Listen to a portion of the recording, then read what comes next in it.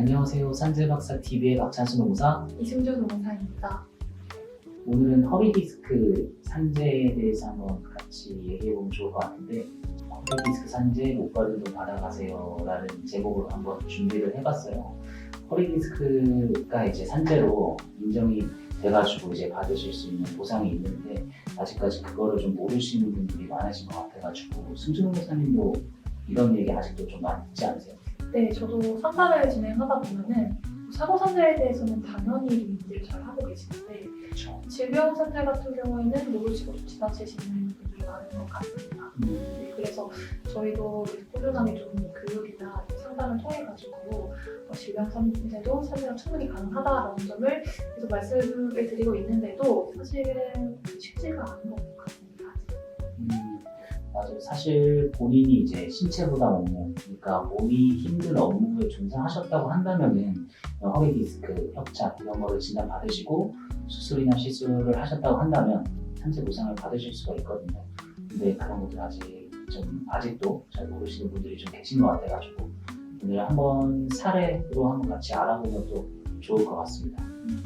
맞습니다. 특히 지금 이 영상을 보고 계시는 분들이 좀 가장 궁금하실 것 같은 게 어떤 일을 하신 분들이 보상금을 받을 수 있는지 좀 궁금해하실 것 같은데 혹시 천수농사님 사례 몇 가지 소개해 주실 수 있으세요? 네, 일단은 제 사례 2가지 정도 지금 생각해 둔 게 있는데 그거 말고 한번 읊어보자면 뭐 건설 이동직에서 근무하시는 분들, 뭐 형틀, 철근, 내장, 뭐 철본 등등 일하시는 분들은 해당이 잘 되실 것 같고, 그 다음에 쓰레기 수거하시는 분들, 요양보 뭐 조리원, 그 다음에 뭐 어린이집에서 일하시는 분들까지도 이렇게 본인이 몸이 힘든 업무를 하신다고 하면 해당되실 수가 있으니까, 만약에 본인이 이제 해당되는지 한번 궁금하신 분들은 댓글로 남겨주시면 저희가 또 친절히 답변 드릴 수 있을 것 같고요.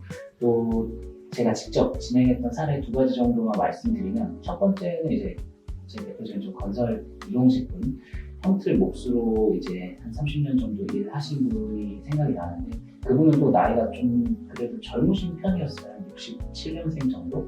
아무래도 형틀 몫의 일이 이제 유로품이나 그런 것들이 무겁고 하루에 그런 것들을 엄청나게 많이 나르고 뭐 던지고 설치하고 하면서 이제 허리도 아프고 하다 보니까 그런 것들이 신체 부담이 되셔서 허리가 이제 통증이 많이 심해졌고 병원에 내원하셨을 때 이제 추가반 탈출 진단 받으시고 이제 거기에 따라서 수술까지 진행 받으셨는데, 이분도 산재 신청을 하셔가지고 휴업부대랑 장애급여 포함해가지고 4천만 원 이상 보상을 수령하신 사례가 기억이 나고요. 그 다음에 2번째는 이제 요양보호사분 같은 경우에도 이제 나이는 한 56년생 정도셨고 요양보호사로 한 40대부터 일을 하셔가지고 한 15년 정도 일을 하신 분이었는데, 그분은 이제 시설요양보 일을 주로 하셨어가지고 치매 환자나 아니면은 이제 중증 와상 환자 그런 분들을 주로 많이 케어를 하셨어요. 그러다 보니까 이제 휠체어를 태우시는 거나 아니면은 뭐 이제 체위 변경 같은 거 할 때 신체 부담이 굉장히 좀 많이 되셔가지고 허리가 많이 아프셨고, 이분도 마찬가지로 병원 가서 허리 디스크 진단 받으시고 수술하신 다음에 산재 신청하셔가지고 또 보상 잘 받으셨던 그런 케이스가 생각이 나요. 저도 제가 진행했던 것들 중에 첫 번째 분은 이제 원래 중국에서 거주를 하고 계시다가 한국으로 오셔가지고 9년 정도 이제 여러 식당에서 좀 일을 하셨었어요. 근데 아무래도 돈을 버셔야 됐으니까 뭐 작은 식당에서 설거지도 하시고 뭐 식자재를 좀 다듬으시기도 하시다가 마지막 사업장에서는 고깃집이었는데 그 숯불을 교체하는 작업을 하셨어요. 그래서 실제로 사업장에서 숯불을 어떻게 교체하는지, 허리를 어떻게 사용을 하시는지 이런 것들을 좀 촬영을 최대한 하려고 했고, 숯불의 무게라던가 해서 숯불이랑 그 중량을 얼마나 취급하셨는지 이런 것들을 좀 중점으로 주장을 했고, 결국은 잘 승인이 되셔서 이분도 병원이나 휴업급여 자격을 잘 지급받으셨고요. 그리고 이제 2번째 분은 생산지 제조업에서 근무하셨던 분인데, 그분은 이제 중자 제작원이라고 해서 중자를 제작하는 그 기계를 수동, 자동으로 좀 다루시는 분이셨어요.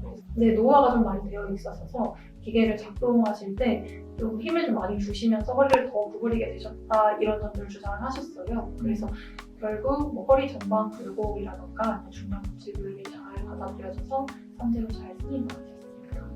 잘 된 케이스가 많네요, 진짜.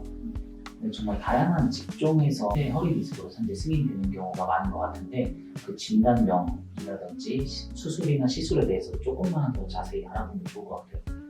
그 흔히들 허리 디스크라고 알고 있는 그 질병은 이제 진단명이 보통은 추간판 탈출증으로 이제 불리고요. 그렇죠. 그리고 협착은 보통 협착으로 잘 알고 계신데 협착 같은 경우에는 이제 전반허리증이 동반된 협착으로 같이 나타나고 있습니다.